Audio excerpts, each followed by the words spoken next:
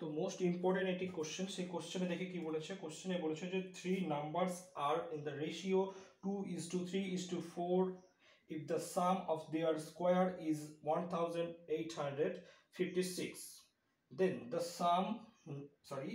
the number are, তো নাম্বারগুলো কি কি। তো বুঝতে পারলাম তিনটে নাম্বার আছে এবং এই তিনটে নাম্বারের রেশিও দেওয়া আছে, শুধুমাত্র অর্থাৎ অনুপাত দেওয়া আছে, আর এই তিনটে নাম্বারের স্কোয়ারের যোগফল যেটা দেওয়া আছে সেটা কত, 1800, কোথায় গেল, 1856 দেওয়া আছে। তারপরে বুঝতে পারলাম যে তিনটে নাম্বারের রেশিও দেওয়া আছে কি হিসেবে, 2:3:4, 2:3:4, এবং এদের কি করা হয়েছে, এদেরকে স্কোয়ার করা হয়েছে, অর্থাৎ এই নাম্বারগুলোর স্কোয়ার করা হয়েছে এবং তাদের যোগ করা হয়েছে, আর যোগ করার ফলে আমরা পেয়েছি কত, 1856 টাকা বা 1856 বলতে পারি। তারপরে বুঝতে পারলাম যে এই যে রেশিও আছে, তার মানে কি এর সাথে এই 2 এর সাথেও কিছু একটা গুণ আছে বা এইচসিএফ যাকে বলি আমরা, এবং এই 3 এর সাথেও সেই এইচসিএফ গুণ আছে এবং এই 4 এর সাথেও সেই এইচসিএফ কিন্তু গুণ আছে। অর্থাৎ বুঝতে পারলাম যে আমি ধরে নিই যে 2 এর সাথে এক্স গুণ আছে, অর্থাৎ 2x ধরে নিলাম, আর 3 এর সাথেও ধরে নিলাম এক্স গুণ আছে তাহলে, এবং 4 এর সাথে কি আছে, এক্স গুণ আছে। তার মানে আমি বুঝতে পারলাম এদের যদি আমি স্কোয়ার করে দিই, আর এদের যদি যোগ করে দিই তাহলে আমরা পাবো কত, 1856 টাকা। তো এদের যদি স্কোয়ার করতে যাই তাহলে দেখছি 2 এর স্কোয়ার করা যাচ্ছে, অর্থাৎ 2 2 4 বলতে পারি, আর এখানে এক্স স্কোয়ার থেকে যাচ্ছে, তাহলে কি 4x স্কোয়ার আমি বলতে পারি। আবার যোগ দিলাম, যোগ চিহ্ন দিয়ে দেখছি 3 এর স্কোয়ার করলে হচ্ছে 9 এবং এক্স স্কোয়ারে থেকে যাবে। তারপরে দেখছি 4 এর স্কোয়ার করলে কত হবে, 16 আর এক্স স্কোয়ার রয়ে গেছে।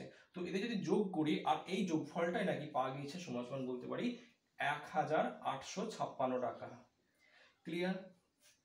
তো এবার আমি দেখছি আমাদের যোগফল হিসেবে যদি আমি দেখি, যদি যোগ করি তাহলে হচ্ছে কত,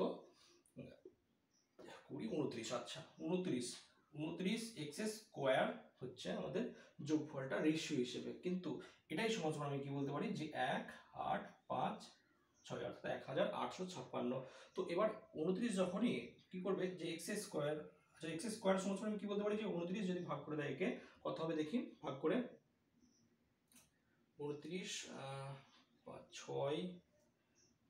6 দিলে প্রথমে, তারপরে 6 দিয়ে 6 4 4 24 4 9 34, ঠিক আছে।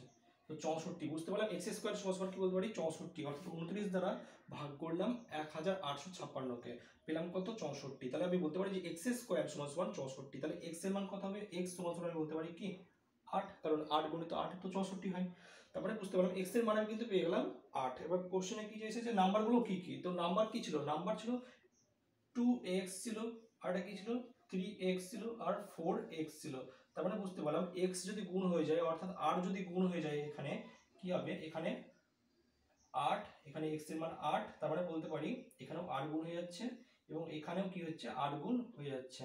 তার মানে আমি বলতে পারি নাম্বারগুলো কত হবে, 8 দুগুণে 16 ইজ, আর কি বলতে পারি এটা 3 8 24 4 32। তো নাম্বারগুলো কি কি হবে, 16 24 আর 32। তো অপশনে রয়েছে, অপশন যেটা রয়েছে 2 নম্বর অপশনে রয়েছে, তো 2 নম্বর অপশন আমাদের রাইট অ্যান্সার হয়ে যাবে।